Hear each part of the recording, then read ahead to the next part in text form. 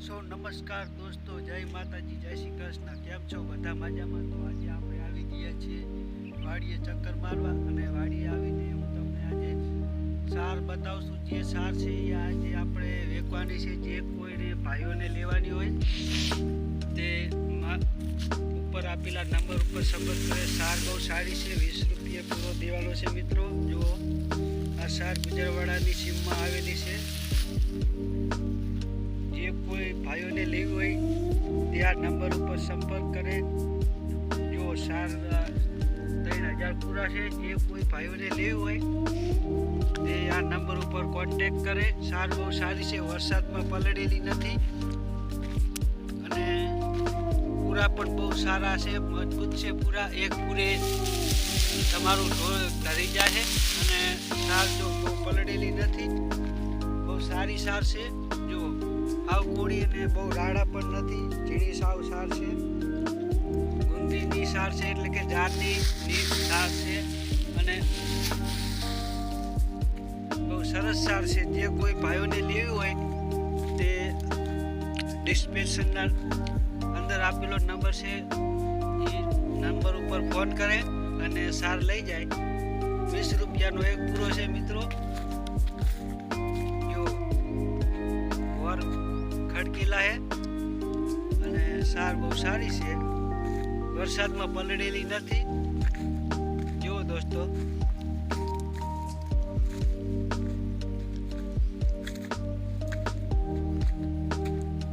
જે કોઈ ભાઈઓને આ સાર લેવી હોય આ નંબર ઉપર સંપર્ક કરે.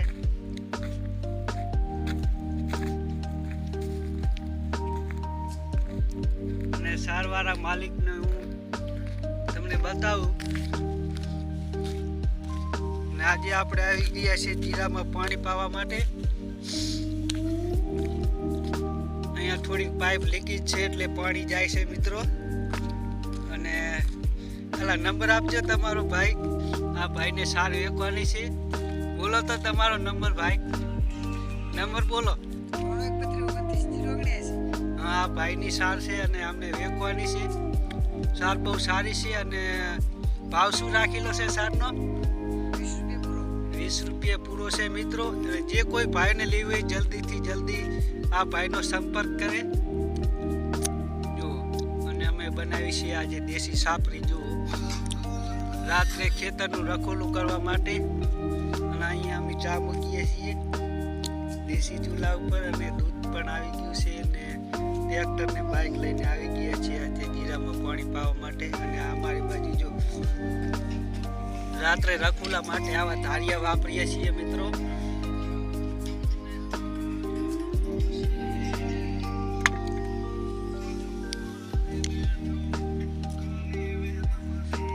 અને જીરામાં આપણે બાસાલીન પણ પાવાની છે, એટલે જેથી કરીને ખડ ના થાય.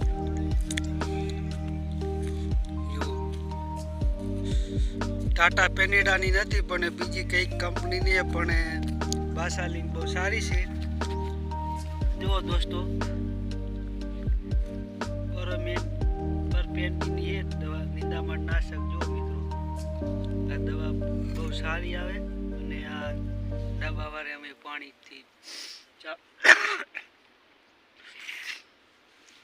અમારે આવી ખેતી થાય છે જીરાની. આજે લગભગ આ ખેતર પી જાય અમારે. અને જુઓ મિત્રો, પછી અમારે જવાનું છે ગામડે, કાઠિયાવાડમાં. ત્યાં પણ ચણિયાની ખેતી કરીએ. પાણી પાઈએ છીએ, અને પાણી થોડુંક વધારે આવે છે, એટલે અમે 2 રેલે પાણી પાયા છીએ.